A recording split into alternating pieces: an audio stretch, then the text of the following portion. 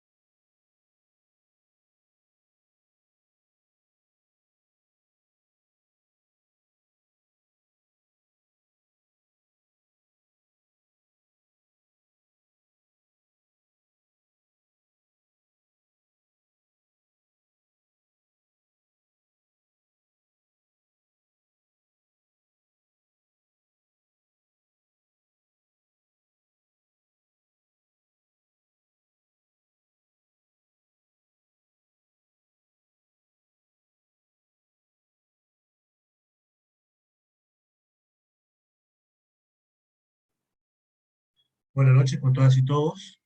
Nuevamente, reiterar el agradecimiento a ESIEP, evidentemente a la doctora Janet, al doctor Carlos por la cordial invitación para compartir con ustedes unos minutos el día de hoy para abordar el tópico de inscripción de lista de candidatos.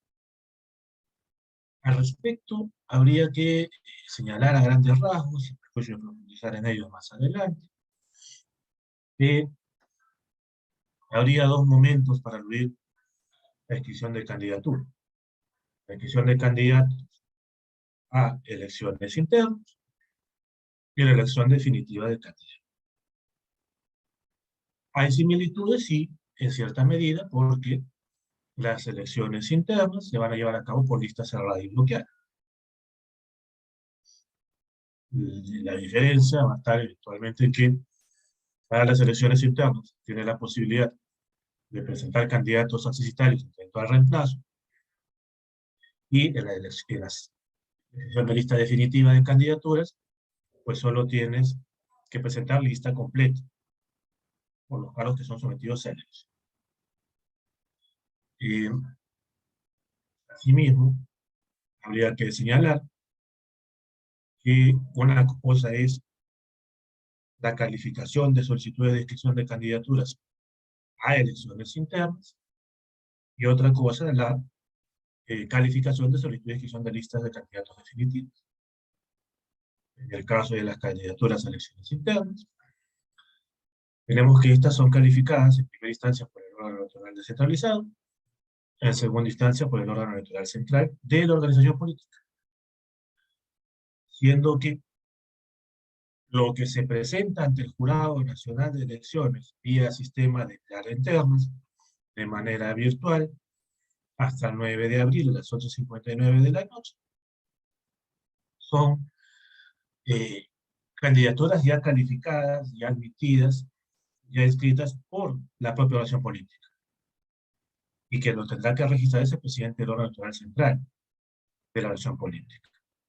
Digamos, es un registro, no es una presentación de la solicitud de inscripción.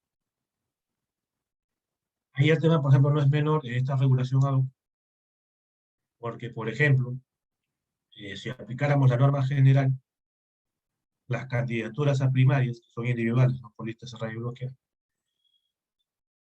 siendo que las elecciones primarias, abiertas, simultáneas, obligatorias, se elegirían candidatos a gobernadores y alcaldes, la calificación la hace los jurados electorales especiales, no los órganos electorales, ni descentralizados, ni centrales de las organizaciones políticas.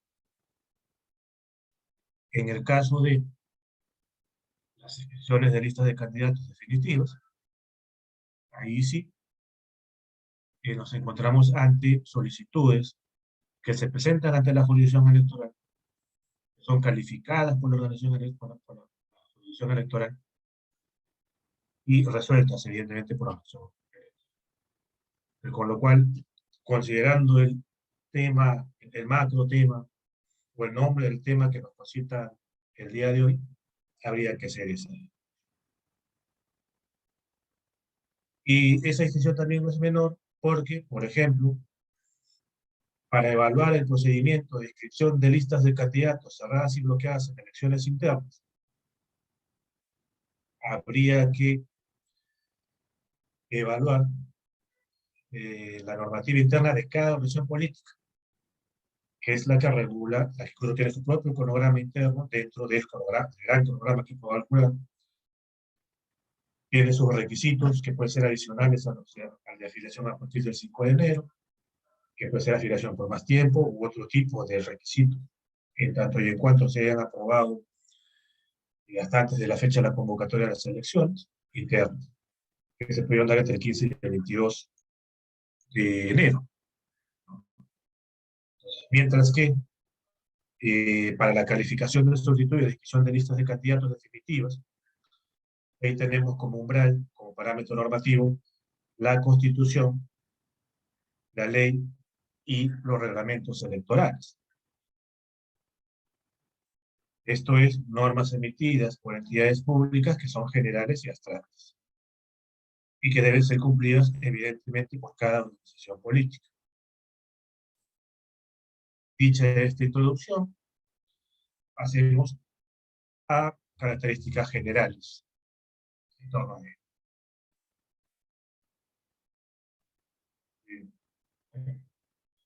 Primero, las características generales, nuevamente nos estamos ubicando en lo que es la inscripción de listas de candidatos definitivas, no vamos a ver el tema de las internas, salvo de manera tangencial. Lo primero que tendríamos que recordar es que las candidaturas las presenta un personero legal, sea el inscrito en el ROP del Jurado Nacional de Elecciones o ante el Jurado Electoral, o el acreditado ante el Jurado Electoral Especial de las Elecciones. ¿Ello a qué nos lleva a resaltar? Punto 1, que no cabe candidaturas individuales, ni candidaturas independientes. Contrario censo, solo caben candidaturas que presentan las organizaciones políticas. Esto es, las organizaciones políticas, sean movimientos regionales, partidos políticos o alianzas electorales, se erigen en el único mecanismo, vía o herramienta para el ejercicio del derecho a ser elegido en un cargo público representativo, porque no hay candidaturas independientes, ni candidaturas individuales. Asimismo, habría que resaltar, a propósito de ello, es que la solicitud de inscripción de lista de candidatos no la presenta el presidente del partido, no la presenta el secretario general del partido, no la presenta la cabeza de lista de los candidatos de la lista, sino el personero legal. Habría que recordar que el personero legal no requiere ser abogado para tener tal condición. Habría que recordar también que existe un personero legal titular y un personero legal alterno. Habría que señalar también que el personero legal alterno actúa en ausencia del titular, pero siendo un procedimiento de inscripción virtual, porque no va a ser presencial. Habría que ver cómo podrías evaluar que el personero legal alterno está, el titular está ausente. Por lo cual ahí ya se podría equiparar en realidad tanto el personal legal titular como al alterno. Habría que rescatar o resaltar que esta legitimidad para obrar en el procedimiento de inscripción de listas respecto a el personero legal nos va a acompañar durante casi todas las etapas del procedimiento de inscripción de lista de candidatos. Por ejemplo, quien presenta la solicitud es el personero. Quien presenta el escrito de subsanación es el personero. Quien presenta el recurso de apelación es el personero. Quien apela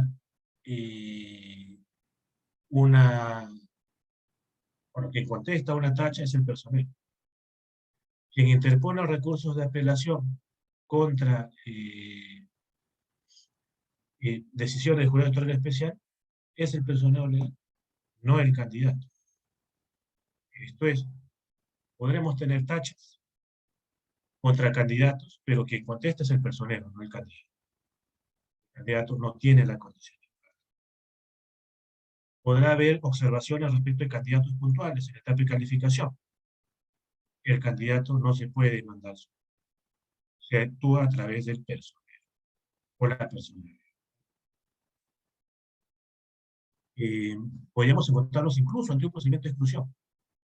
Y el legitimado es el personero. En ese sentido, si es que hubiese algún personero, personera o potencial candidato en esta sala, lo que yo sugeriría es que lleven una relación cordial con sus respectivos personas y candidatos. Si no, van a haber problemas. Puede hacer caso que simplemente le llegue al personero la notificación de una tacha o la notificación de una resolución de admisibilidad. El candidato o candidata se confía, el personero le cae mal el candidato o la candidata y simplemente no subsana. Y como es una observación respecto de un candidato, la lista seguirá su curso sin ese candidato. El candidato perdió su opción. Porque ahí el tema no es menor. Otro elemento a considerar que es el plazo máximo para presentar la solicitud de inscripción de listas definitivas. Vence 110 días calendario antes de la elección. Esto es el 14 de junio. Ojo, es hasta, no es el 14. Por lo tanto, si las elecciones internas se van a llevar a cabo el 15 de mayo, si es modalidad militante un voto, o el 22 de mayo, si es la modalidad de elección por delegado, si el plazo para proclamar resultados vence, no es que es el día 7 de junio, es perfectamente factible que yo presente la solicitud de inscripción desde que se desde que se instaló el jurado electoral especial de la circunscripción hasta el 14 de junio. ¿Por qué es importante no esperar la última hora? Porque si se te cae un candidato o candidata, tienes todavía chances de, si tienes algún candidato accesitario para eventual reemplazo, poder materializar el reemplazo que solamente se puede dar hasta el 14 de junio. Entonces, mientras más pronto presentes la solicitud, más posibilidades tienes que te la califiquen a tiempo, subsanar a tiempo o eventualmente reemplazar a tiempo. Y terminar yendo a la contienda electoral con una lista completa.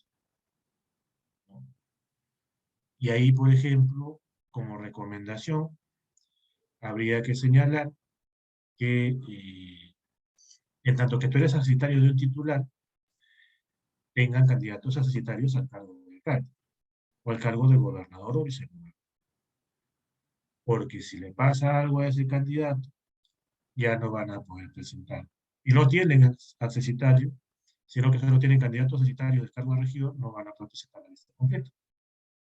Diciendo que, si no se observa la ley relacionada con la suspensión de las causales de cancelación por no participación, en el caso de partidos, en 2/3 de la región, la mitad de provincias y un tercio de distritos, en el caso de movimientos regionales, 2/3 de provincias y 2/3 de distritos, el tema no es menor.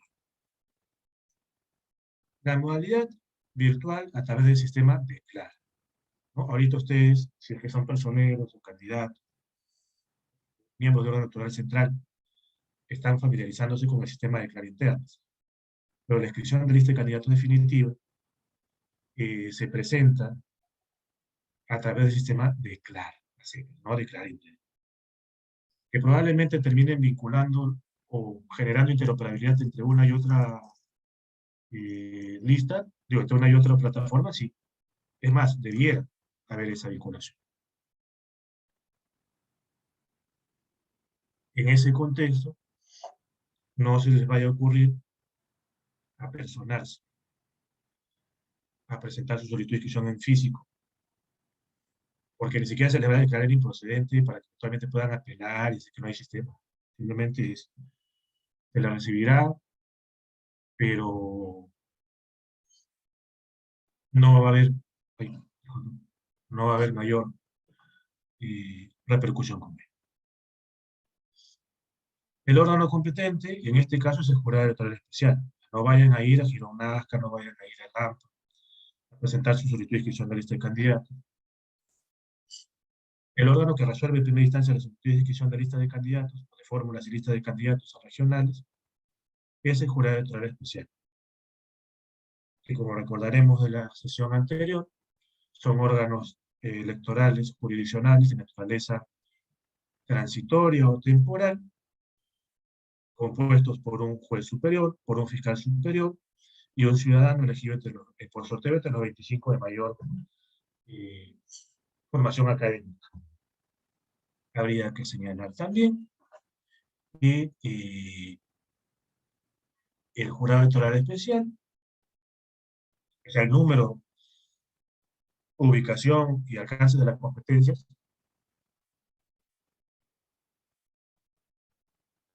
son determinadas por el Pleno del JN cuando constituyó los jurados electorales especiales. En el caso de las regiones, de los gobiernos regionales, es medianamente más simple. El jurado electoral especial de la capital del departamento es aquel ante el cual se presentan de manera virtual las solicitudes de inscripción de fórmulas y listas de candidatos regionales. En el caso de Lima provincia será Huahui, Uruguay. En el caso de Callao será la provincia. Habría que señalar que, aunque suene evidente, va a ser tiene que ser el personero acreditado a tesis jurado electoral especial el que presente la solicitud. Es decir, el personero acreditado ante jurado electoral especial de Arequipa no va a poder presentar su inscripción de lista de candidatos a la provincia de Piura. Si no hubiera un personero acreditado ante jurado electoral especial de Piura, tendrá que hacerlo el personero inscrito en el ROC, pero no el personero legal acreditado ante jurado electoral especial. Otro elemento a tomar en consideración es la hora máxima para que se puedan presentar estas solicitudes de inscripción de listas de candidatos, que es las 23:59. No es las 8, no es las 4, no son las 5 de la tarde, el horario fijado por el jurado electoral especial, sino es son las 11:59. De manera similar a lo que ocurre, por ejemplo, con este plazo que vence el 9 de abril para presentar candidaturas en elecciones internas, que también el plazo vence el 9 de abril a las 11:59. Es preciso resaltar que el plazo es para presentación, no para ingreso al sistema de Claro, no para el inicio de la tramitación del procedimiento, sino para la presentación final. Si yo ingresé mi usuario y comencé a llenar los datos a las 11:58, pero terminé después de esa hora, terminé a las 00 horas con 5 minutos del día siguiente, ya incurrí en un supuesto de presentación extemporánea y en consecuencia esa lista de candidatos, esa solicitud de inscripción de la lista de candidatos será declarada improcedente por extemporánea. Otro elemento que tendríamos que considerar respecto a la inscripción de la lista de candidatos definitivos, es que el 100% de candidatos tiene que haber pasado por elecciones.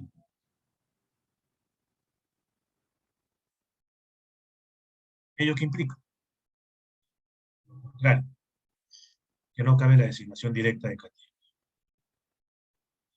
Recordar lo del miércoles, que una cosa es que lo elegido se contrapone a lo designado y lo afiliado a lo no afiliado. La figura de invitado no existe.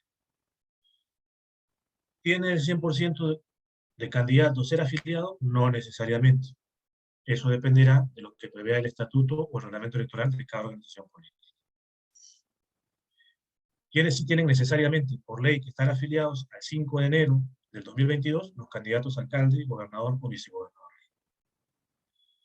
En el caso de los candidatos a regidores, si el estatuto o el reglamento electoral eh, inscritos en el ROC hasta la fecha en que se convocó la elección interna no exige afiliación, puede obtener todos los candidatos a regidores no afiliados siempre que pasen por elecciones internas, lo cual implica que todos estos candidatos que figuren en la inscripción de lista definitiva van a tener que estar consignados en el declara internas hasta el 9 de abril.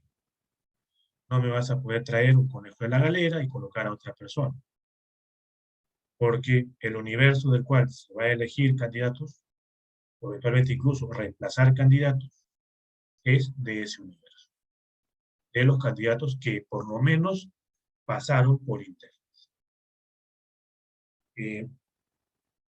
Esto habría que señalar, no está expresamente contemplado en la 31357, que no hace referencia a la designación directa, no hace referencia a la suspensión de la vigencia del 24b de la Ley de Relaciones Políticas, pero sí es un criterio que ya fijó el Jurado Nacional de Elecciones, mediante su acuerdo del Pleno del 24 de noviembre, publicado el 26 de noviembre de 2021, y que ha sido a su vez materializado en los respectivos reglamentos de inscripción de listas de candidatos, y asimismo en el reglamento de inscripción, en el reglamento de competencias del Jurado Nacional de Elecciones en elecciones internas.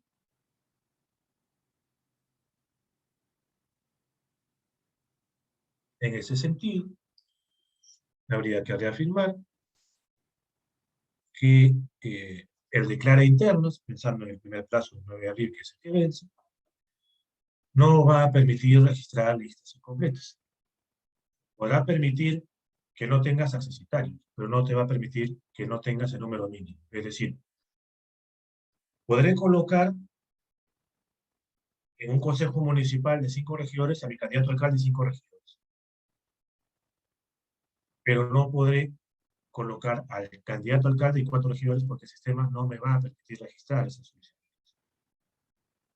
Lo que sí podré, porque el sistema sí lo permitirá, es incluir al candidato alcalde afiliado hasta el 5 y los 5 candidatos no afiliados. ¿Cuál podría ser el problema? Que el estatuto o reglamento electoral de la organización política sí exige afiliación para ser candidato. Y ahí sí vamos a tener problemas, porque el sistema declara no lo va a alertar. Si es que ya llegaron hasta el 9 de abril, quiere decir que no la electoral central tampoco lo advirtió, pero cuando califiquen la solicitud de inscripción de lista de candidatos definitiva del Jurado Electoral Especial, sí lo puede advertir. Y si sí lo advierte, se pueden ir todos aquellos candidatos no afiliados, porque el estatuto o reglamento electoral de la organización política específica sí exige. Así que, mucho cuidado.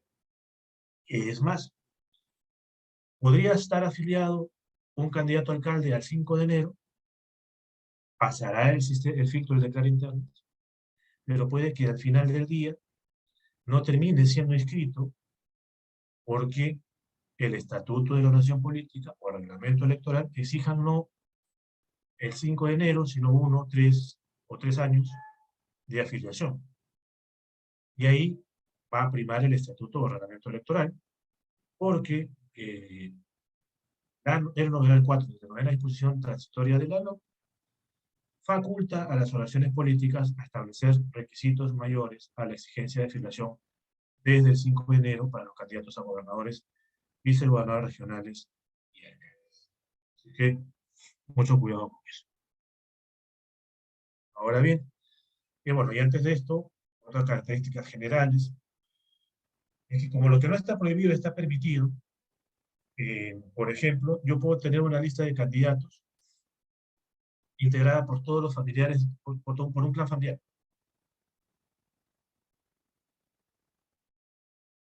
Y eso no es ilegal.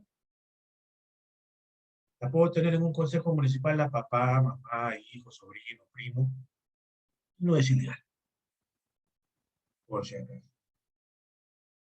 Lo que, de acuerdo a lo interpretado por el jurado, será contrario al ordenamiento es si es que yo meto a un candidato que no ha pasado por elecciones internas. Eso sí sería. Eso sí sería. Ahora bien, en lo que se refiere a elecciones regionales, habría que recordar que se hace mediante una presentación conjunta. Tú presentas la fórmula de gobernador y vicegobernador y la lista de consejeros regionales. En un mismo momento, en una misma solicitud. No van por separado. Que haya requisitos que se den por separado es otra cosa, pero se presentan en un mismo momento. Particular electoral especial de la capital del departamento. Y lo va a presentar el personal legal. Y acá recordemos que tenemos que presentar la lista de candidatos a consejeros regionales titulares y accesitarios. Y aquí se genera en elecciones regionales, pues, la situación llamativa de que voy a tener candidato accesitario de titular y candidato accesitario de accesitario. Una locura, pero es lo que es. Asimismo, tenemos la figura de la paridad horizontal, que por cierto, la paridad horizontal se mantendría incluso de salir la autógrafa de la ley que se aprobó el 10 de marzo, porque esa autógrafa de la ley que salió el 10 de marzo y todavía está pendiente, lo que suspende son las causales de cancelación, más no la exigencia de paridad horizontal. Sin embargo, sí tiene una repercusión, sí tendría de aprobarse una repercusión en la paridad horizontal en la medida en que ya no se aplicaría la causal de cancelación de los partidos políticos que no presenten listas y fórmulas de candidatos en 2/3 de gobiernos regionales. La implicancia en la paridad horizontal viene por ahí. Habría que recordar también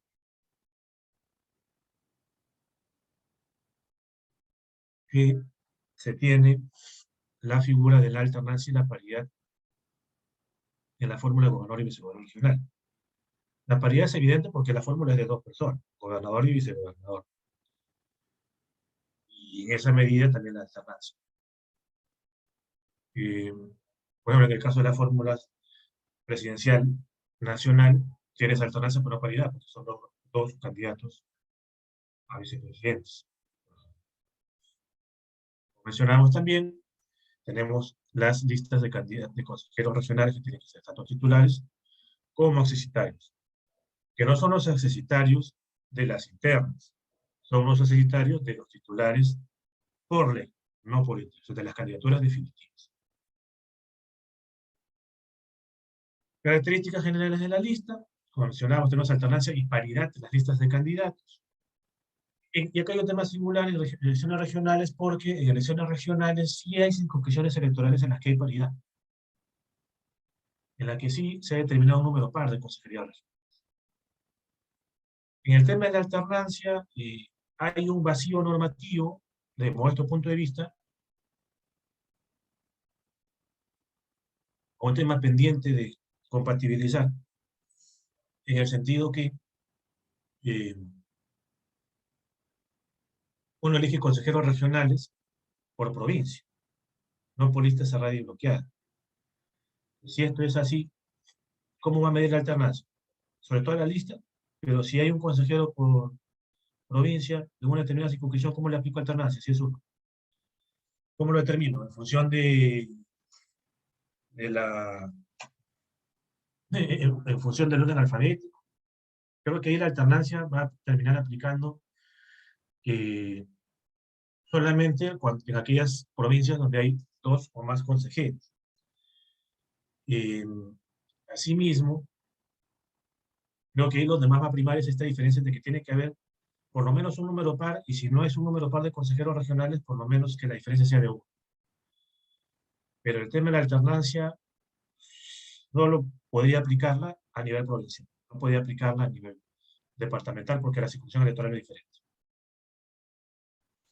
Y ya dependerá de todo caso de cada organización política dónde coloca al único candidato varón y dónde coloca al único candidato. 20% de candidatos jóvenes, menores de 29 años, o sea, tienen que tener por lo menos 28 años hasta 14 de junio. 15% representantes de pueblos originarios, en las provincias que así determine el jurado. Habría que recordar que puedo acumular cuotas en una sola persona, o sea, puedo tener a una persona que cumpla con el pueblo, con la cuota originaria, con la cuota joven, y evidentemente va a tener que llevar a una mujer, es decir, va a ayudar.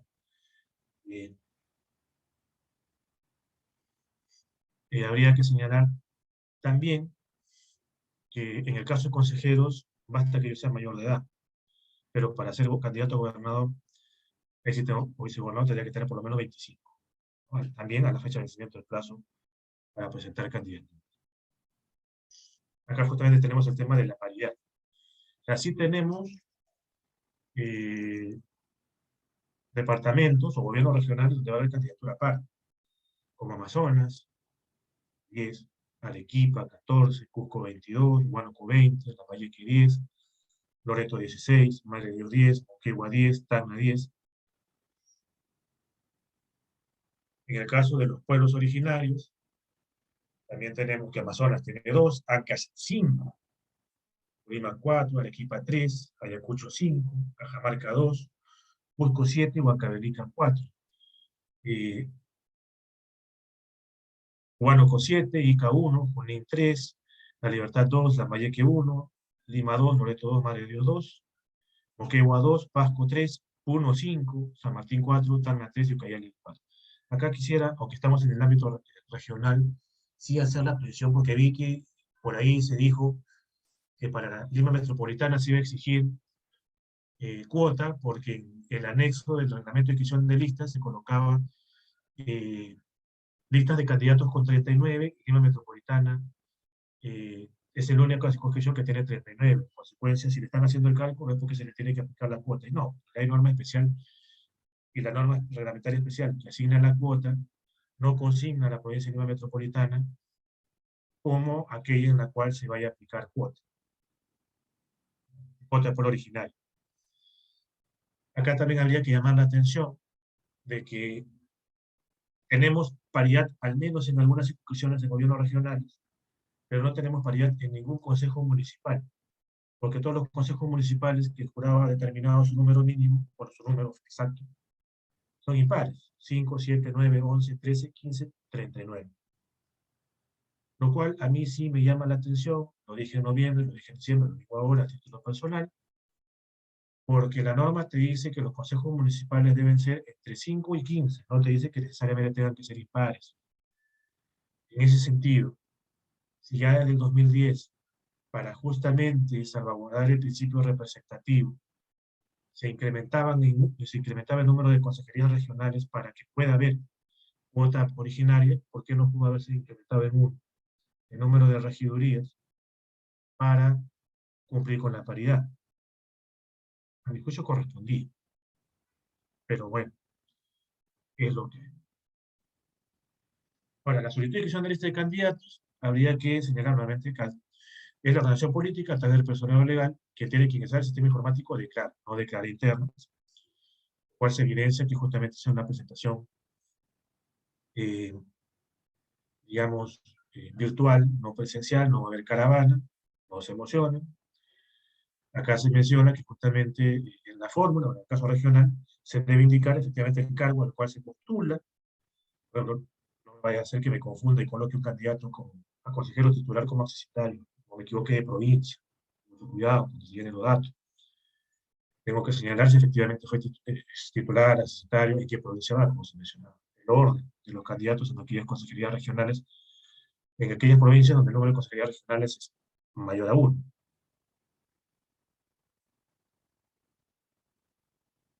Se tiene que, ciertamente, ingresar, en principio para efectos en el cómputo de la alternancia y paridad, el género consignado en el DNI. Ahí ya no es tanto como yo me considero, de qué género me considero, y es un tema más formal. ¿Qué género te reconoce el DNI? También se menciona, efectivamente, la lista de candidatos del Consejo Regional está integrada por 50% de varones, 50% de mujeres. Y claro, acá dice justamente ubicados intercaladamente, como le decía. Eh, pero ¿qué ocurre en aquellas circunscripciones donde solo tengo a uno por departamento, a uno por provincia? No puedo colocar de manera intercalada. Porque no me puedes imponer un orden, por un orden alfabético, de densidad poblacional, ¿cómo voy a ordenar yo, ministro? Entonces, ahí creo que debería ser un tema que hubiese sido bueno que el jurado precise a nivel reglamentario. Lamentablemente el caso para reglamentaria venció el 5 de febrero. Eh, Nuevamente, se menciona justamente que la lista de candidatos a consejeros debe estar integrada por lo menos 20% ciudadanos mayores de 18 y menores de 29, no hasta 29. Incluso hasta la fecha de presentación de la suscripción. También se menciona el tema de la cuota originaria. También se menciona que las cuotas electorales también rigen para la lista de candidatos accesibles.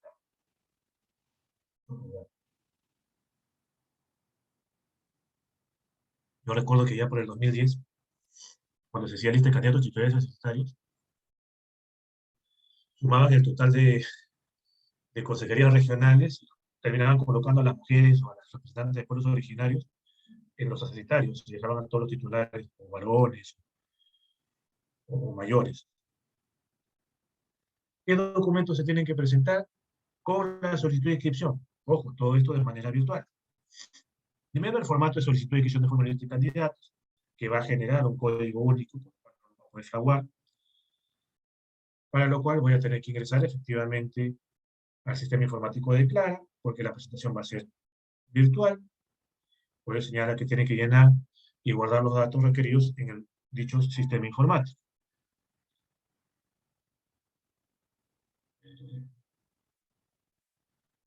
También se menciona el tema de, ojo acá, con el acta de elección interna.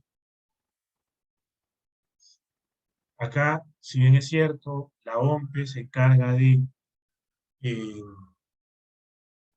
la organización de las elecciones internas. Si bien la OMPE es la que termina procesando los resultados electorales, quien proclama es el órgano electoral partidario.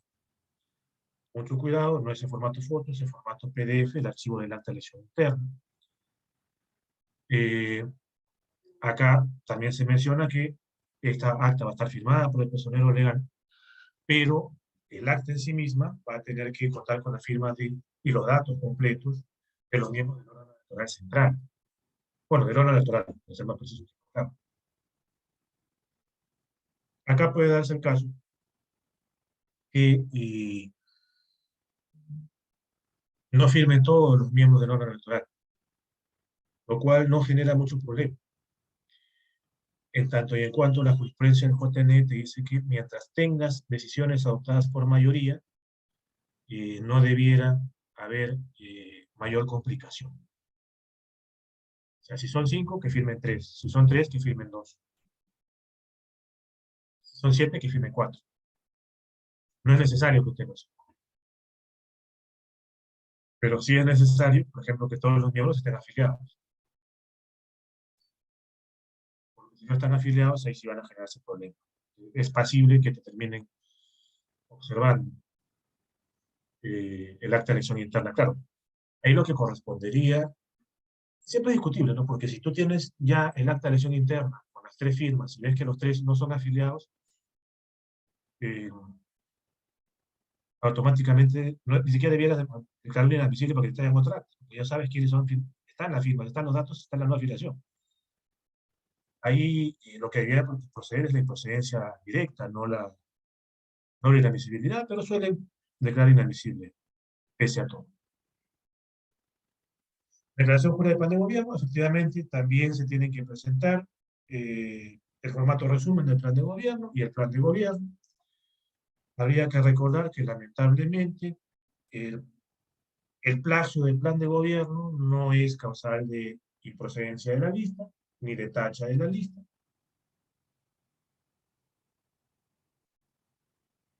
Incluso pueden eh, colocar en un lugar que no tiene mar, plan de gobierno vinculado al litoral y no les va a pasar nada, más allá de la crítica política. No te van a medir la densidad del plan de gobierno, con lo cual es una mera formalidad. Creo que, si bien es cierto, no hay mandato imperativo, y si bien es cierto, somos una democracia representativa, debiera haber algún nivel de mayor exigencia en lo que se refiere eh, en lo que se refiere justamente a los planes de gobierno. Lamentablemente eso no ocurre. Pero para eso está justamente la ciudadanía, que debiera ser más responsable al informarse antes de votar. Evidentemente, si yo veo que un plan de gobierno fue cierto, no tengo ni la más remota idea de la realidad económica, social, cultural o ambiental de mi circunscripción, entonces no debiera votar por esa nación política. Máxime, si es que en el caso de las municipales, el que gana tiene la mayoría del Consejo Municipal, por lo cual sí tiene mayor capacidad para ejecutar su plan de gobierno. Claro, en el caso de las elecciones regionales no necesariamente, pero en el caso municipal eso es claro. Asimismo, se presenta justamente el formato único de cada declaración de hoja de vida de cada candidato. Acá habría que recordar que esta declaración jurada de hoja de vida la va a llenar el personero legal en el sistema de Clara, no la va a firmar el candidato, sino que el candidato va a terminar firmando, a su vez, una declaración jurada en la cual se termine eh, asumiendo el compromiso de lo que está en la declaración jurada que va a estar en el sistema de Clara, es cierto. Y a su vez asumes las consecuencias si es que el personero legal se equivoca u omite información. Sugerencias en ese sentido, que hagan cronogramas o calendarios, cronogramas, en las cuales los candidatos se puedan apersonar al lugar donde está el personero legal para que efectivamente certifique que lo que está llenando está de acuerdo. Recuerden que el tema no es menor. Si hay alguna información falsa, omiten sentencias, no solamente puede ser excluido, sino que pueden derivarse los actores al Ministerio Público. Así que no estaría de más que eventualmente puedan asegurarse que lo que esté llenando en el sistema informático personero legal sea lo que ustedes quieran, que esté. Máxime si ya no lo van a poder firmar. Adicionalmente a ello, habría que recordar que no va a ser causal de exclusión no consignar información que obra en bases de datos de entidades públicas. Que en principio ese extremo de la información no va a ser editable.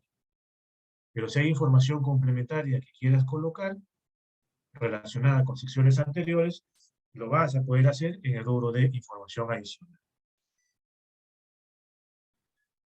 Justamente acá tenemos, ¿no? Tienen que presentar la declaración jurada, precisamente donde doy fe en lo que llenó el personero, es lo que pone la realidad de los hechos. Declaración jurada, justamente de no tener deudas pendientes, ¿no? De no tener justamente, o sea, de no estar incurso en el supuesto de estar en el registro de deudores, bueno, no tener deudas pendientes. Tengan mucho cuidado. Acá también tendrán que adjuntar las renuncias a los cargos en el caso de que se exijan, por ejemplo, renuncias. Cuando si yo soy un alcalde que quiere ir a regional, tengo que renunciar 6 meses antes. Yo soy un gobernador regional que quiero ir al cargo de alcalde, tengo que renunciar 6 meses antes. Si yo soy un alto funcionario, llámese ministro, jefe zonal, miembro del directorio del BCR, gente de la SBS, en fin, Ministerio Público Poder Judicial, tendría que haber renunciado 6 meses antes. En caso de, entonces, tengan mucho cuidado. También tienen que presentar efectivamente los cargos de solicitud de licencia sin goce de haber, en el caso de, nuevamente, de aquellos vinculados con la función pública. Si yo trabajo en una empresa, no tengo por qué renunciar, no tengo por qué pedir licencia, por más que incluso esta empresa sea proveedora del Estado. No hay obligación. Obligación es si es que yo soy un funcionario, un gerente, director, trabajador en general. Claro, los que sí, evidentemente, no están comprendidos en esta exigencia son, por ejemplo, el personal docente que hace función docente. Si soy un personal docente que hace función administrativa, sí tengo que pedir licencia, por ejemplo. En el caso de consejeros, ¿no? El documento que contiene justamente la renuncia expresa, la relación política que se encuentra afiliado para participar por otra, en el caso corresponde, y si no, la autorización.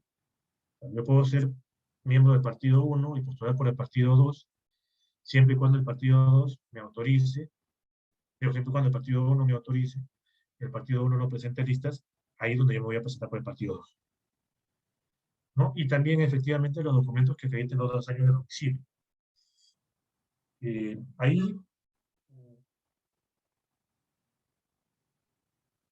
si ustedes tienen el DNI en la misma dirección, no hay problema.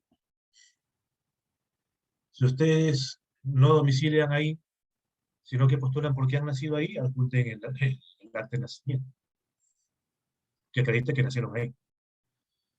Si ustedes tienen un DNI que recién han cambiado de domicilio, adjunten copia legalizada de contratos de arrendamiento, de pago de servicios públicos,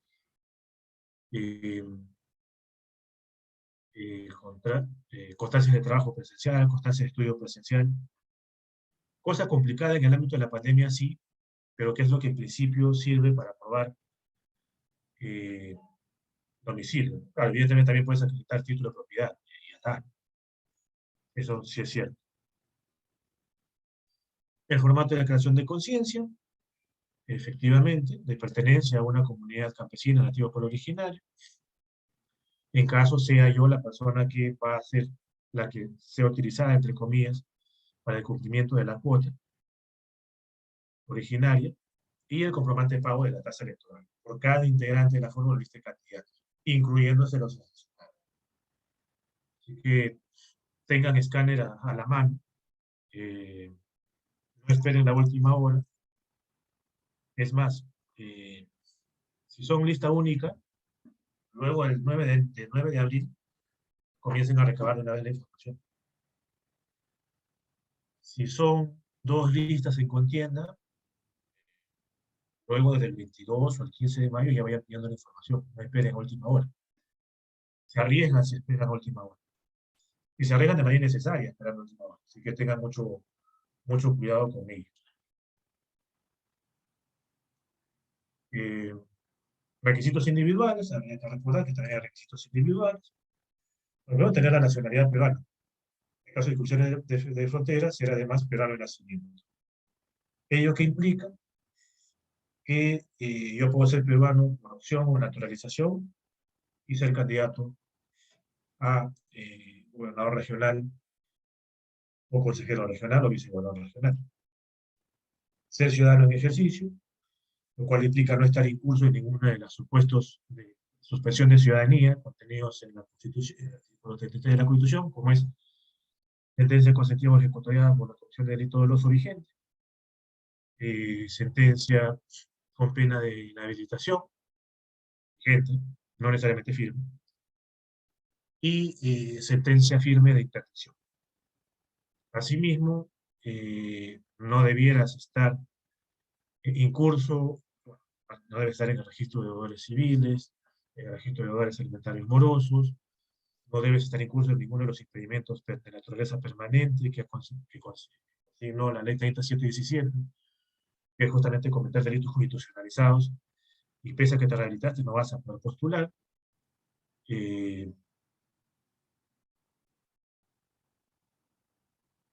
Adicionalmente a ello, tampoco vas a poder ser candidato si tienes una pena de inhabilitación política. O sea, si, por ejemplo, te inhabilitaron por juicio político, el señor Vizcarra no puede ser alcalde, inhabilitado.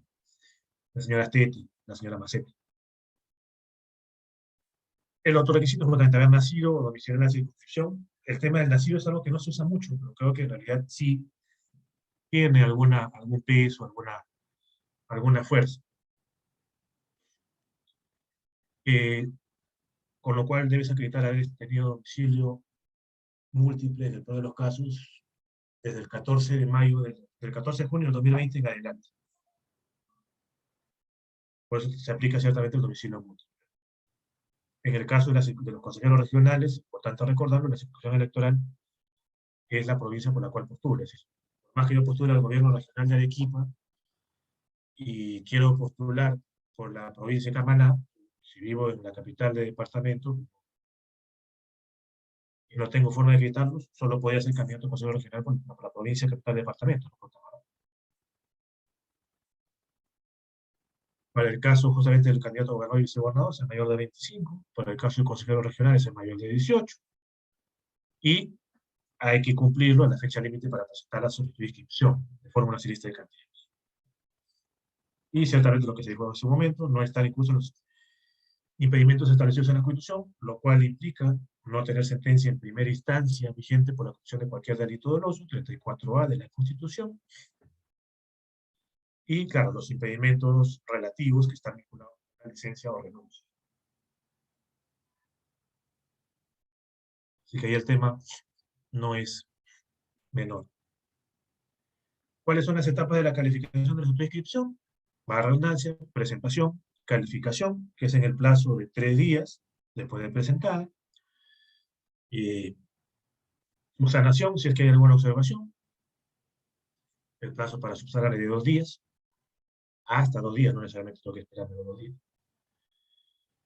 Luego, si se levantan las observaciones, la admiten a trámite, se publican las listas, se habla de tachas, y resueltas las tachas o vencido el plazo, si que se presenten las tachas, se procede a la inscripción de la lista de candidatos.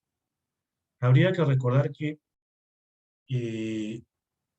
cuando se califica la solicitud de inscripción de lista de candidatos, yo declaro inadmisible toda la solicitud de inscripción, así la observación esté referida a un requisito de lista, o un requisito de candidatura, porque le doy el tiempo a la oración política para que subsane y pase la lista completa. Ahora, si no presenta nada o lo que presenta no subsana, no quiere decir que con ello se cae toda la lista, sino que ahí sí, como no lograron subsanar, simplemente no presentaron nada, se inscribe parcialmente, bueno, se admite a trámite parcialmente la lista de candidatos. Ahora, claro, si el problema es que se presenta que la observación es respecto a un requisito de lista, ahí sí se cae toda la lista. No lo cumplo, se cae toda la lista.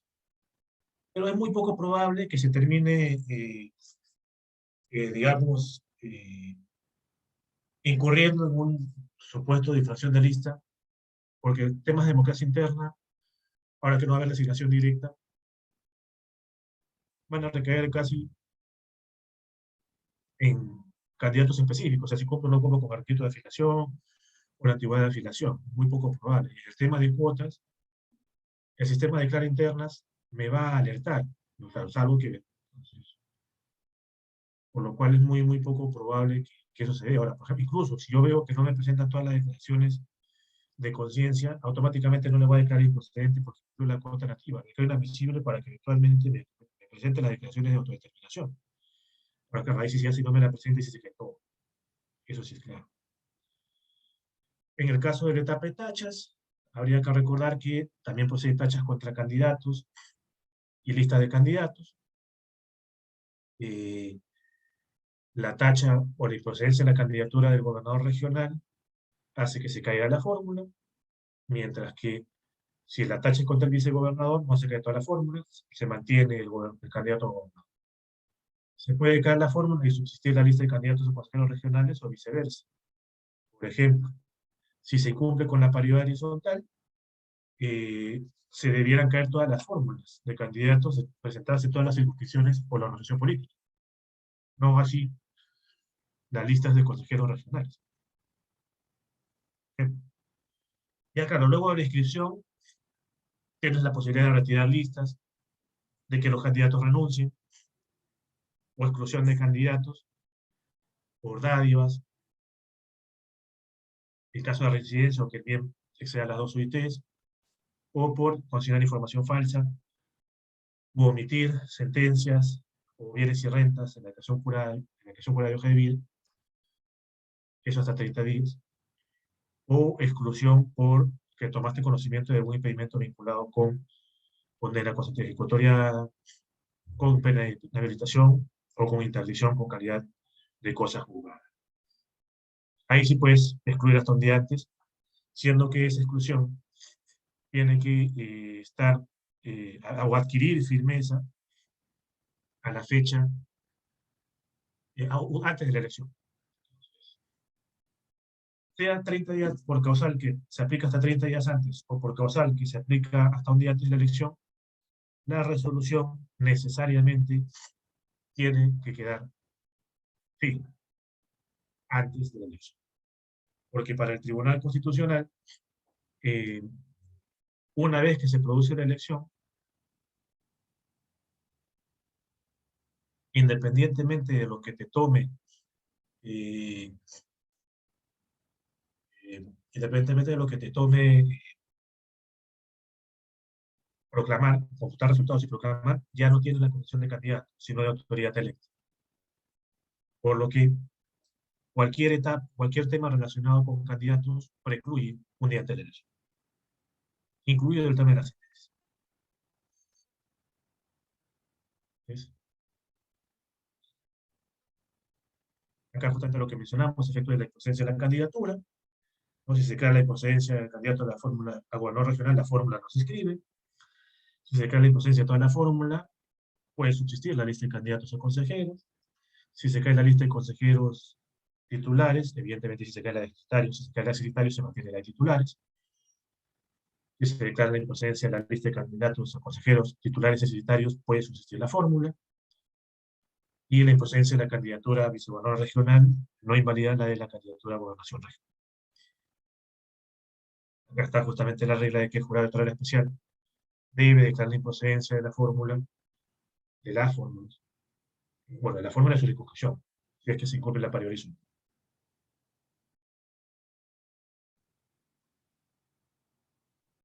En el caso de elecciones municipales, habría que recordar que no hay paridad horizontal, esta paridad horizontal solo rige para candidatos a gobernadores. El alcalde forma parte de una única lista de candidatos, integrada por el candidato a alcalde y candidatos a regidores. O sea, no forma parte de una fórmula. La alternancia se computa solo para cargos a regidores. Es decir, si el candidato a alcalde es varón, no necesariamente mi candidata a primera regidora tiene que ser mujer. Viceversa. Si mi candidata a mi candidato a alcalde es mujer, no tiene por qué ser mi candidato a primer regidor varón. Porque la alternancia rige para los candidatos a regidores. Asimismo, el candidato a alcalde no sirve para el cómputo de la cuota joven, tampoco, ni para la cuota nativa. Eso el parámetro es los regidores, no así los candidatos a alcaldes. No existe exigencia de paridad para hacer REM porque todas las candidaturas son impares. Así está alternancia, eso sí. Registro de lista de candidatos, tenemos justamente la alternancia, no paridad. También 15% de representantes de pueblos originarios para circunscripciones provinciales, no hay cuota originaria para distritales. En esta no está contemplada Lima Metropolitana, más allá de que se mencione de manera muy general cuántas candidaturas tendrían que ser originarias y el Consejo Municipal de 39. Y el 20% de personas tienen que ser menores de 21, o sea, tener 28. No existe tampoco, habría que señalarlo, ni en regionales, ni en municipales, mandato de posición. Esto es, el joven no necesariamente tiene que estar en el primer lugar o en el primer tercio o en la primera mitad de la lista. Los candidatos de pueblos originarios no tienen que estar en la primera mitad de la lista o en el primer tercio de la lista. Pueden estar al final. No hay mandato de oposición. Hubo proyectos de ley que planteaban mandato de oposición, pero lo cierto es que al día de hoy no existe. Ni en regionales, ni en municipales. Otra cosa es que la organización política internamente lo puede establecer, pero a nivel legal esa exigencia no existe. Requisitos para ser candidato, bueno, también ser ciudadano en ejercicio y tener DNI. También, efectivamente, no puedo estar sujeto a un supuesto de suspensión de ciudadanía.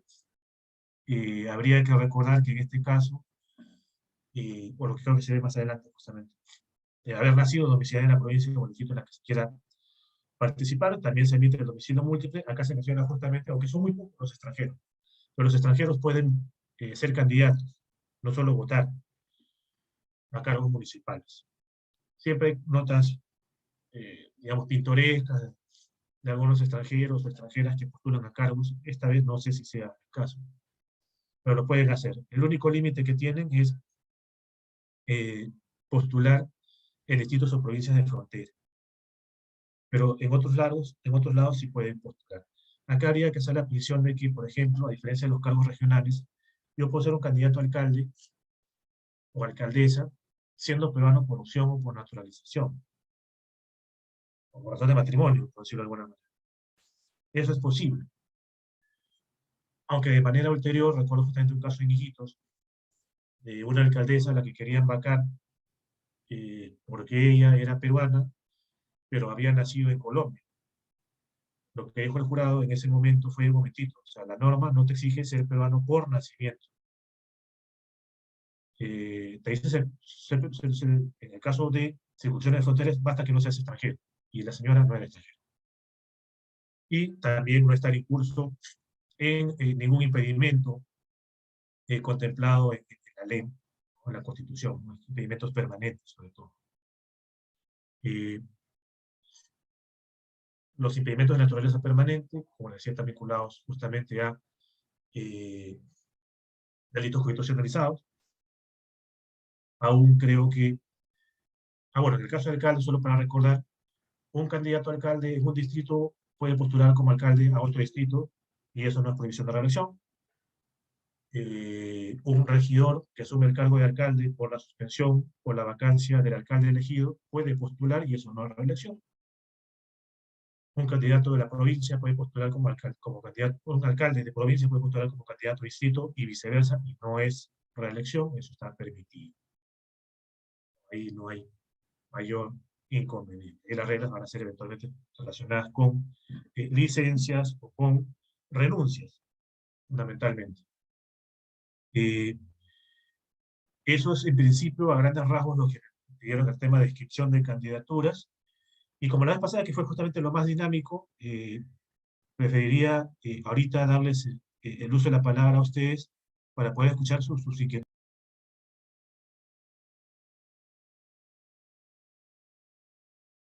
En el caso de formatos de declaración jurada, en realidad no es que son formatos, en realidad eso ya está aprobado por el jurado. O sea, los formatos de declaración jurada de hoja de vida ya están eh, regulados por norma del JN. Ahorita voy a ver si los puedo pasar. Eh, un momentito.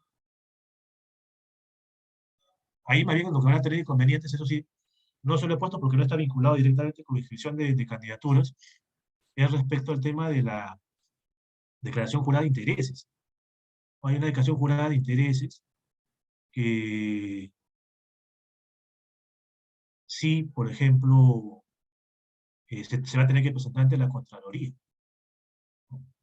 pero eso si no lo presento me va a generar una sanción por responsabilidad administrativa funcional, pero no, me va a ser, no va a ser un supuesto de cancelación de exclusión o de procedencia de la candidatura. Ahí les estoy pasando la resolución que aprueba justamente la declaración jurada, en la que está justamente el formato. ¿Dónde encontramos los tipos de tachas? El plazo, a partir de cuándo empiezan las tachas. Allá.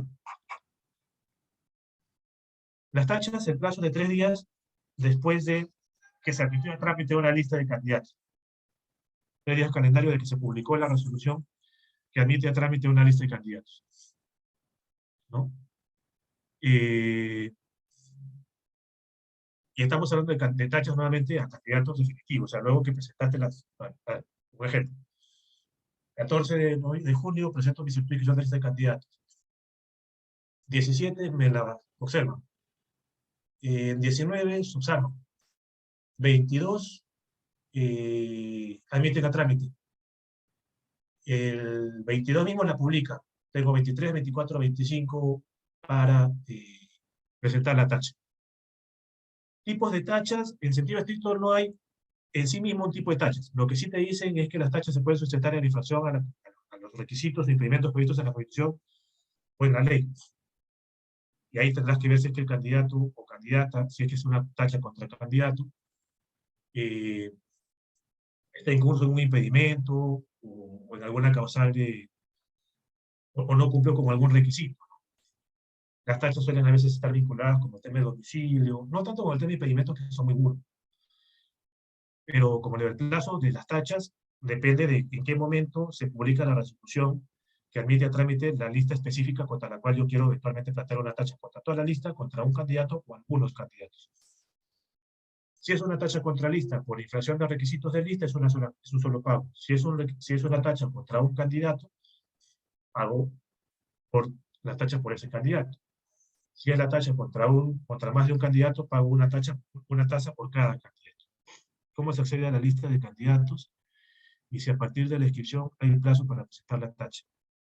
Bueno, todas las solicitudes de inscripción de lista de candidatos y las resoluciones de admisión a trámite se publican en la página web del jurado, en la plataforma electoral.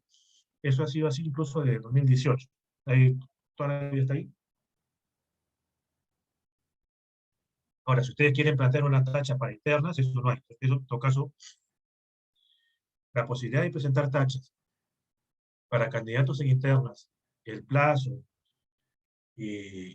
a partir de cuándo se da y cuáles son los supuestos, eso lo regula cada organización política. Eso no lo regula el jurado. El jurado lo que regula es la tacha luego de la admisión a trámite por parte del jurado de ser competente de la solicitud de inscripción de lista de candidatos. ¿Hay algún motivo por qué el candidato ya no firma la declaración jurada de hoja de vida? Bueno, el tema de la motivación siempre es relativa. O sea, si me preguntas a título personal,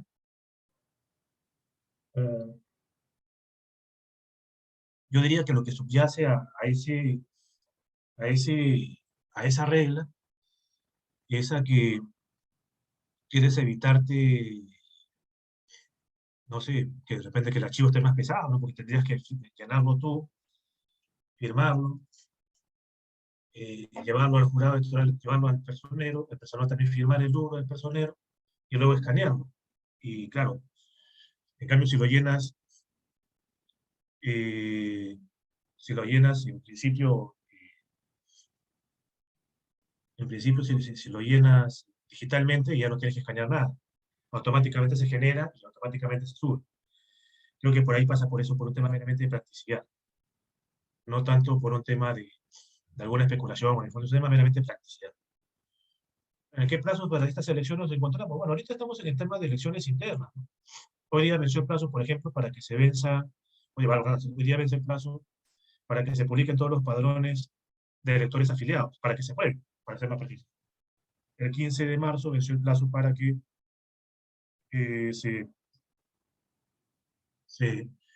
la remitan los padrones de electores afiliados para las elecciones internas, y hoy vence el plazo para que el jurado apruebe uno por uno los padrones electorales, los padrones de electores afiliados de cada organización política. Por ejemplo, hoy día, si ustedes ven el peruano, se han publicado 35 resoluciones que aprueban 35 padrones de electores afiliados de 35 organizaciones políticas diferentes. Mañana vence el plazo para que el presidente del órgano electoral central remita a la OMPE la relación de candidatos a delegados, si es que han elegido la unidad de elección por delegados. De ahí viene el 9 de abril, que vence el plazo para que el presidente del órgano electoral central registre en el sistema de Clarinternas las listas de candidatos a elecciones internas. Ya de ahí viene el 15 de mayo, que es el plazo para que, bueno, es el día que se van a llevar a cabo las elecciones internas de un militante un voto. En el 22 de mayo, que es el día de la elección bajo la modalidad de delegados. De ahí tienes el 7 de junio, que es el plazo para proclamar resultados. En medio de ello tienes el 16 de mayo, que es el plazo que citarán los jurados electorales especiales que faltan. Y luego ya tienes el 14 de junio, que vence el plazo para que se presenten las solicitudes de lista de candidatos definitivas. Con lo cual, actualmente, ¿qué etapa nos encontramos? Justo el día de hoy, precluyendo la etapa de aprobación de padrones de electores y afiliados para elecciones centrales. ¿Qué otro hito se viene? El plazo para mañana, que es el plazo para presentar candidatos a delegados. Y el otro plazo más relevante, que vence a las 11:59 de la noche, del 9 de abril, es el plazo para que se registren las declaraciones internas de las candidaturas a elecciones internas. Reiterando que no cabe la designación directa de candidatos. Y todos los candidatos definitivos que vayan a presentarse ante las jurados especiales tienen que haber pasado por elecciones internas. Me preguntan la edad máxima de los representantes jóvenes. Bueno, la primera pregunta de los jóvenes, bueno, tienes que tener 28 años hasta el 14 de junio del 2022. Si cumples 29 el 14, piña, no computan para la cuota joven. En el caso de ¿cuál es la prescripción de candidatos? Depende, si se está haciendo referencia a la inscripción que presenta el presidente del órgano electoral central en el sistema de declaraciones internas, es el 9 de abril. Sin embargo, cada organización política tiene sus propios plazos. Yo tengo entendido, por ejemplo, que hay algunas organizaciones políticas cuyo plazo para presentar solicitudes de inscripción de candidaturas a elecciones internas ya venció, lo cual está bien. ¿Por qué? Porque el Jurado Nacional de Elecciones te señala, y bueno, la ley también, que quien tiene que velar por el cumplimiento de las normas internas y legales respecto a las listas de candidatos y candidaturas individuales es el órgano electoral descentralizado. Y asimismo, la norma te dice que lo que resuelve el órgano electoral descentralizado puede ser apelable ante el órgano electoral central. Y si tenemos ya de por sí esas dos instancias, tiene que haber un periodo de tiempo entre que presenta la solicitud de inscripción de lista de candidatos cerrada y bloqueada en internas, que califica esa solicitud de inscripción de lista de candidatos cerrada y bloqueada en internas, y eventualmente se declara improcedente y tiene la posibilidad de apelar. Entonces, ello implicaría pues que no te puede decir, tienes hasta el 9 de abril la definitiva y a cargo del presidente de la Autoridad Central, pero la preinscripción o la presentación de solicitud de inscripción de lista de candidatos a internas, eso tendrías que verlo en cada organización política, el cronograma que haya aprobado cada organización política. Eso sería un poco lo que tendría que responderte, mi estimada Lisa. No sé si alguien tuviera alguna pregunta adicional o algunas preguntas adicionales.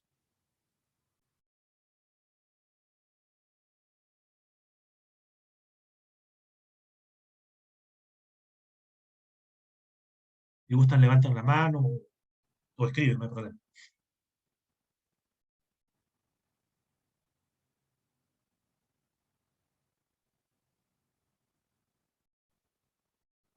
¿Nadie se anima? La fecha de plazo para... No, nuevamente, ojo, para que presenten su solicitud de inscripción en la lista de candidatos, no es que inscriban. El plazo para presentar solicitud de inscripción en la lista de candidatos definitiva, ojo, la definitiva, vence el 14 de junio a las 11:59. Ojo, el procedimiento tiene que acabar a las 11:59. No es que empiezo a las 11:59 y termino a las 00 horas 10 minutos del 15, no. Tiene que empezar y acabar a las 11:59.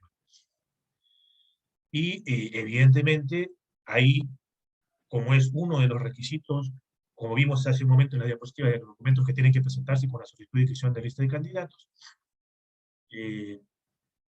tienen que y registrarse en ese mismo momento en que se presenta la solicitud de inscripción de lista de candidatos. No cabe la posibilidad de meter una solicitud por pedazos. No. Meto todo o no meto nada. Y el plazo para esa definitiva vence el 14 de junio.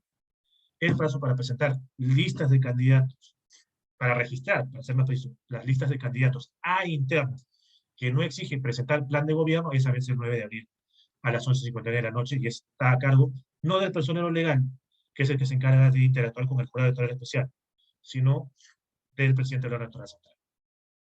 Me preguntan, ¿los candidatos a regidores siempre tienen que ser afiliados? No, yo más bien diría, nunca tendrían que ser afiliados, salvo que el estatuto o reglamento electoral prevea lo contrario.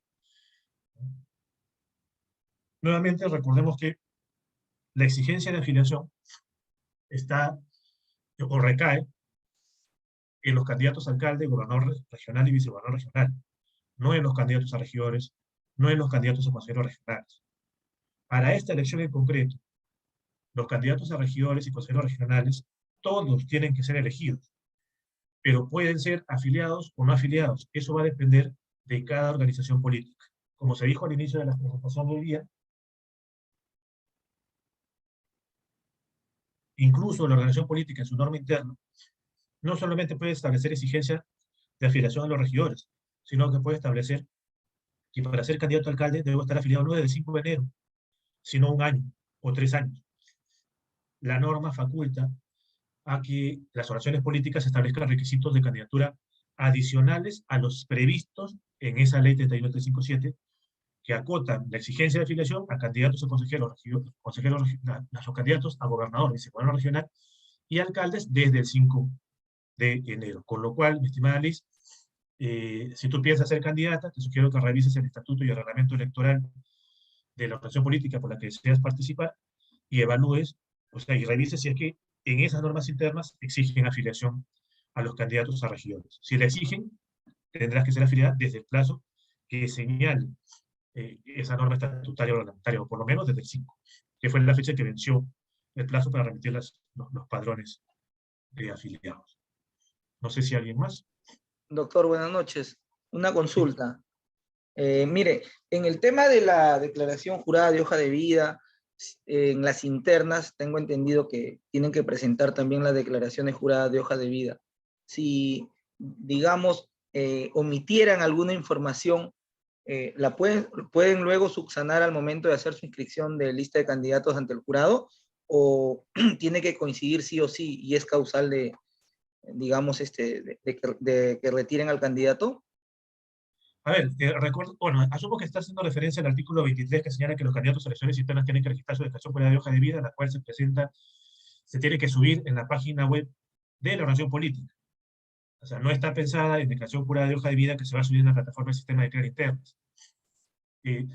Si es que yo puedo cambiar lo que presenté en la declaración jurada de hoja de vida en elección interna con miras a las elecciones definitivas, en principio sí, porque la norma, en abstracto al menos, o sea, lo que te va a vincular, lo que le vincula al jurado es lo que tú registres al momento de presentar la solicitud de lista de candidatos definitiva. Lo otro es para efectos de transparencia.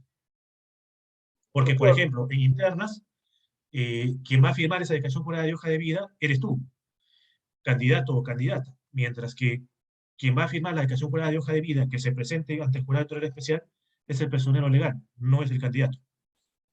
claro, eso me queda claro, pero doctor, por ejemplo, ¿no? Si un candidato en las internas, digamos por error, entendámoslo así, omitió poner alguna sentencia, ¿no? Y de repente omitió alguna información, y a la vez colocó alguna información inexacta, ¿no? No pasó nada, ninguna tacha, ninguna observación dentro de su organización política, fue elegido, pero ya al momento de presentar su solicitud de inscripción de lista de candidato definitiva ante el jurado electoral especial, ya regulariza todo de acuerdo a lo que realmente la cantidad de sentencias que tiene, modifica alguna, digamos, información inexacta que presentó ante su organización política, ¿no? En su declaración jurada de hoja de vidas en las internas. digamos que si se constata que ha habido de repente que hay diferencia en eso, ¿podría tacharlo o podrían excluirlo? ¿O simplemente lo que va a valer es el tema de lo que se presenta al final ante el jurado electoral especial?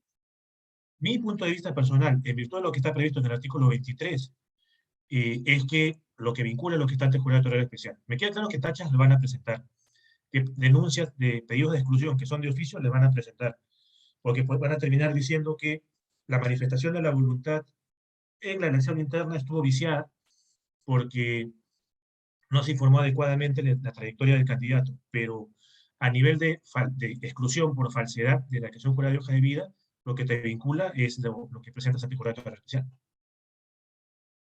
Correcto, doctor. Gracias por la pregunta, David. No sé si hay alguien más. Doctor, buenas noches. Buenas noches. Doctor, mi consulta es que dijo hasta junio aproximadamente se pueden inscribir, o bueno, inscribir los candidatos, tanto la plancha, digamos, de regidores y el alcalde. Estos pueden ser sujetos o pueden ser pasibles de modificación antes del cierre de las 11:59 que usted indicaba. Ya, buena pregunta. Primero, que hay dos tipos de inscripción, ¿no? Primero, la inscripción de primarias, bueno, en este caso internas, para ser más preciso, que vence el 9 de abril. Los candidatos que tú presentes al 14 de junio solo van a poder salir de los candidatos que tú registraste al 9 de abril. Comenzando por ahí. De ahí no va a poder haber una persona que no esté en el registro de declaraciones internas que termine figurando en la lista de candidatos que presente el 14 de junio. Eso no se puede. ¿Puedo cambiar el orden? En principio, salvo que sea por error, porque formalmente hablando, o eventualmente podría cambiarlo por candidatos accesitarios ante eventual reemplazo, pero incluso el accesitario va a figurar en el registro de candidatos que ingresen en el declaraciones internas. Entonces, ¿el orden lo puedo cambiar? Sí, por si hay que metí la pata y cometí el error, porque lo que va a mandar es el orden que yo establecí en el declaraciones internas, cuyo plazo para registrar vence el 9 de abril. En el declaraciones internas, cuyo plazo vence el 9 de abril, puedo meter más candidatos que lo que me exige la norma, porque tengo la figura del candidato accesitario. Por ejemplo, alcalde y 5 regidores, de un consejo municipal de alcalde y 5 regidores, puedo colocar un candidato titular alcalde, un candidato accesitario alcalde, 5 candidatos titulares a regidores, 5 candidatos titulares, 5 candidatos accesitarios a regidores. Y me puedo mover en ese universo. En ese contexto, ¿puedo terminar colocando a todos los accesitarios como titulares en la lista del 14 de junio? Sí, pero para ello tendría que probar por qué es que esos titulares no figuran en el acta de elección interna, porque ellos fueron los titulares. Digamos, ese sería un poco el panorama. ¿Puedo cambiarlo? Sí, pero sobre la base del universo del 9 de abril y justificando por qué ese accesitario termina siendo titular. Gracias, muy bien por la pregunta. Doctor, otra pregunta más. ¿Cómo podemos verificar o averiguar u obtener la lista de los otros candidatos, de las otras agrupaciones políticas, para poder cuestionar o plantear alguna tacha? Bueno, como se le dijo hace un momento, porque creo que usted justamente fue el que dio escrito hace un rato, toda información, incluso desde la etapa de solicitud de inscripción de este candidato, está en la página web del jurado. Todas las resoluciones se suben en la página web del jurado, en la plataforma electoral. Ahí está todo. Pero recuerden que la tacha se procede únicamente respecto a los candidatos admitidos. O sea, no es que el 14 de junio, o sea, me levanto tempranito el 15 de junio para ver quiénes son mis competidores y meto tacha como loco. Lo primero que te van a decir es, oye, un momentito, recién estoy en etapa de calificación. Espérate un ratito. Porque puede ser que en la etapa de calificación el jurado electoral especial de saque le declare improcedente la lista o alguna candidatura.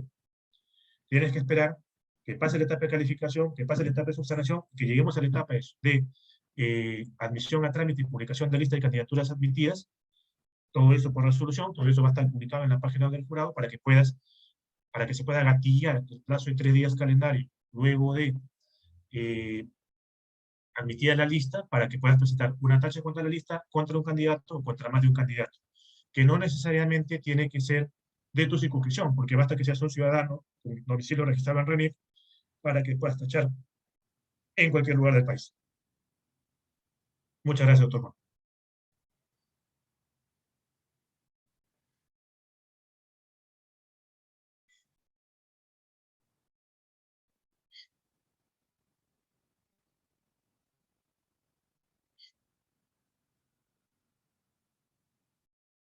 Bueno, creo que ya no hay más interrogantes. Yo quería agradecer nuevamente al doctor Carlos, gente del ICEP, por el tiempo, el espacio que me han brindado para intercambiar puntos de vista con ustedes sobre estos temas sumamente divertidos en el ámbito electoral. Desearle lo mejor y que sigan los éxitos al ESIEP, a todas y todos ustedes, sobre todo si van a ser candidatos, personeros o personeras. Tremendo reto el que se viene. Mucho cuidado el 9 de abril, mucho cuidado el 14 de junio, mucho cuidado con el Internet, mucho cuidado con los documentos y el mayor de los éxitos a ustedes. Muchas ¿Cómo gracias, saber que la doctor. organización política se encuentra formalizada? Bueno, entras a la página del ROC y ahí está qué organizaciones políticas están con inscripción cancelada, cuáles se encuentran en proceso de inscripción y cuáles se encuentran debidamente inscritas. Gracias. Que tengan ustedes una muy buena noche. A ustedes. Buenas noches, doctor. Gracias. Buenas noches.